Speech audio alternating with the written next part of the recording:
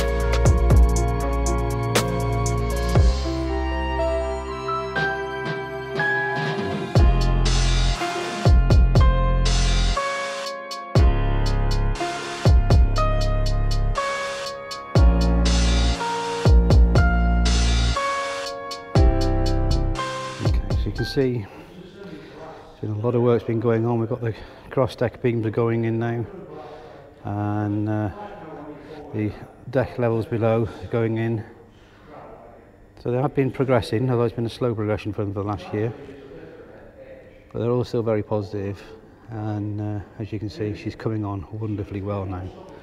And at the moment they're doing cutting in and aligning the ribs ready for the planking to go on, so it all fits nice and neat and in line. And it's some quite detailed, and I'll take that and show you that in a minute, work of chiselling out parts of the woodwork that's already been built into the ship structure. So I'll take it back down below and we'll have a look at what they're actually doing. It probably won't look that clever actually on this camera, but this is the original face. This is what they're chiseling out at the moment to get the shape and the profile for what they need to put the planking and onto the side of the ship. And as you can see, I can do this without getting Johnny actually in the actual video, just his hands. He won't mind that, I'm sure. You can see he's actually lining up the curves now. So this is being chiselled. It doesn't pick up all the scars. And this bit hasn't done. So you can see what he's actually trying to do there now. That's going to be quite a job, and they've got to do the whole side, both sides, front to back, on all those ribs. So I don't envy them that one, but they're confident that they're going to catch up. And you can see in there, look, you can see where the wood's different colours. This is where they've chiselled off, this is where they haven't yet. And this is going on. And they're also doing the keel as well. They've actually taken, hard to show you again, there's like a V shape in there. Look, my finger goes in, but it's done the same there, in onto that one as well. It's quite meticulous work they're doing, and very important work, otherwise the planking won't sit properly when they start that. Now, there's another little machine I'm going to take you outside to show you, which I haven't seen working, but I've had it explained to me, and hopefully I'll get it right. So I'll take you back outside and show you the log cutter.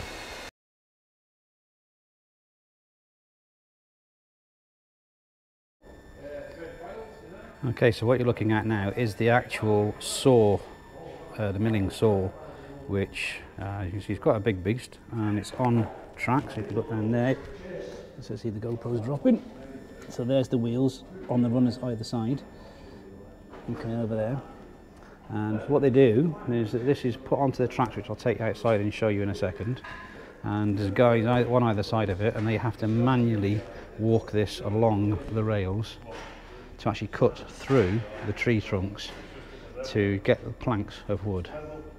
So that's part one. Okay, so we're now outside. So this is the rails that they actually use, so you can get an idea.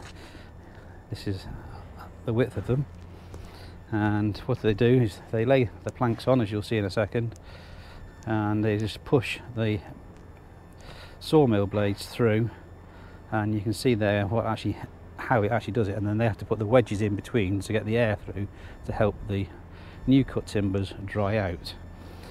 So this is what they get up to, but they manually push this through the planks.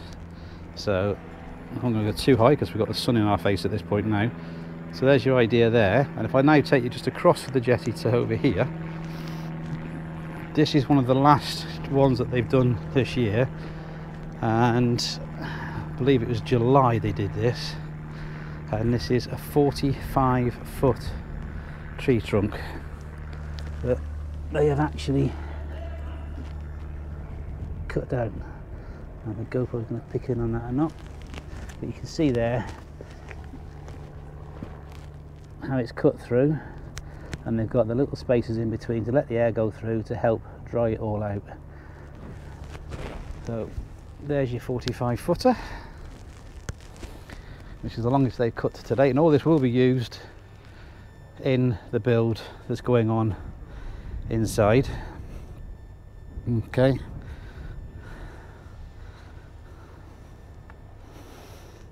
Well, you can see, there you go. So that's your 45-footer, and then the one they did prior to that is the 40-foot one, which was the record before then, which is this baby sat across here. So as you can see, they do everything here from raw materials. It's not bought in pre-cut or pre-shaped or anything else. They actually cut it how they want it. And if you look on this one here, which I've just noticed, if I get round out the sun, there you go. So you can see there, nothing is wasted. Even these thinner pieces that go very narrow very quickly will be kept and used. And you can see that's a good, probably a couple of inches, inch and a half thick there, I'd have thought, all the way through.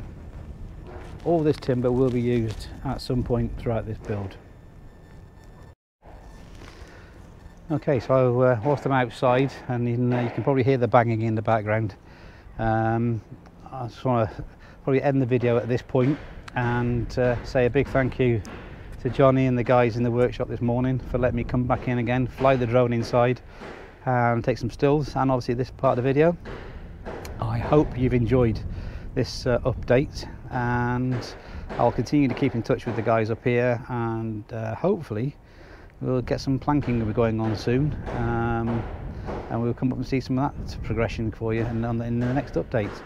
So thanks very much for watching. I hope you've enjoyed it. If you have, please hit that like button and subscribe if you haven't already subscribed. It does help the channel and it's totally free. So until the next time, thanks for watching. Bye for now. Stay safe.